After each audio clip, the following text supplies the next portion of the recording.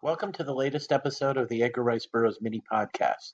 These short podcasts are meant to supplement the full-length episodes that I do along with Jess Terrell and Scott Stewart, in which we generally discuss one of Burroughs' novels in detail.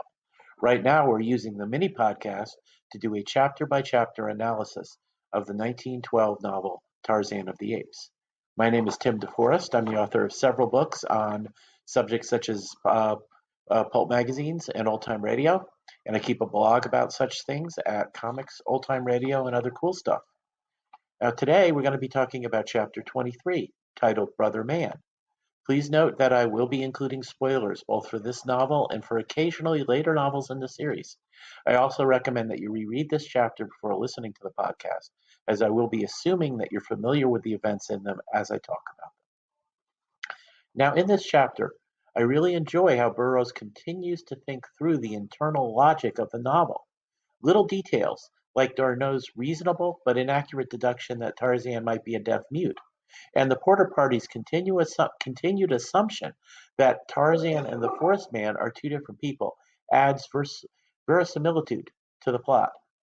I think it also continues to imply that Tarzan has a genius-level intellect, as his ability to teach himself to read and write from the books he examined is shown to be so remarkable that this possibility simply doesn't occur to anyone.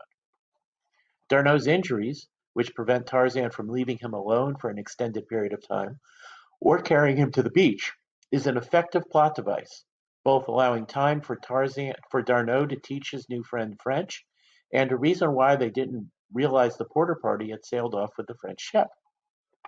It's also a nice touch that Darnau chooses to teach Tarzan French first, only to have to soldier through the difficulties they run into because syntax and grammar is different than the written English Tarzan already knows. It's a reasonable mistake for Darnau to make, and is yet another nice touch to make the plot seem real. For many of us who are fans of Burroughs' work, there is a portion of our brains where we think of his works as history rather than as fiction. That same part of our brain that thinks of Sherlock Holmes or other classic heroes as real. Small details like this are an important part of creating that veneer of realism. Orson Welles once referred to Sherlock Holmes as a man who never lived but will never die. The same can be said of Tarzan. Now, this chapter includes perhaps the most key moment in Tarzan's character development, as his reaction to Jane's departure leaves him bitter and he momentarily abandons Darnau. But as the novel tells us, this leads him to a confirmation of his self-image that he is a man and not an ape. Quoting from the novel, Tarzan paused in his flight. "Who are you, Tarzan?" he asked aloud. "An ape or a man? If you are an ape, you will do as apes would do. Leave one of your own kind to die in the jungle if it suited your whim to go elsewhere.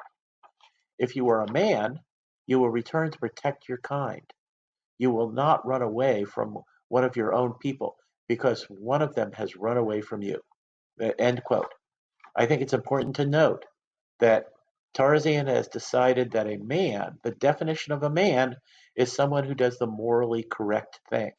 And that, I think, is awesome. Burroughs does repeat the sort of mistake of having Tarzan being able to write his name, despite the fact that he would not be able to spell phonetically. In fact, he can magically write out the names Terzog, Numa, and Tantor as well. As I mentioned in an earlier chapter, I don't know if Burroughs simply didn't think of this, or if he consciously ignored it for an improved dramatic flow in his prose. In either case, I think he was right, and that the prose does flow better, using Tarzan rather than white skin and Terzog rather than broken nose, so it's a forgivable break from reality. Now, the chapter ends with a nifty cliffhanger, and I think it's likely that a lot of readers guessed that Darnau had just took a shot at Tarzan without realizing it. Well, that's it for now. Once again, my name is Tim DeForest. Please visit my blog at Comics, Old Time Radio, and other cool stuff. You can find a link to my Amazon.com author page there. And just keep an ear out for future episodes of both the mini podcasts and our full-length podcasts. And if you're enjoying what you're hearing, we would appreciate it if you take a moment to leave a review on iTunes. So thank you for listening.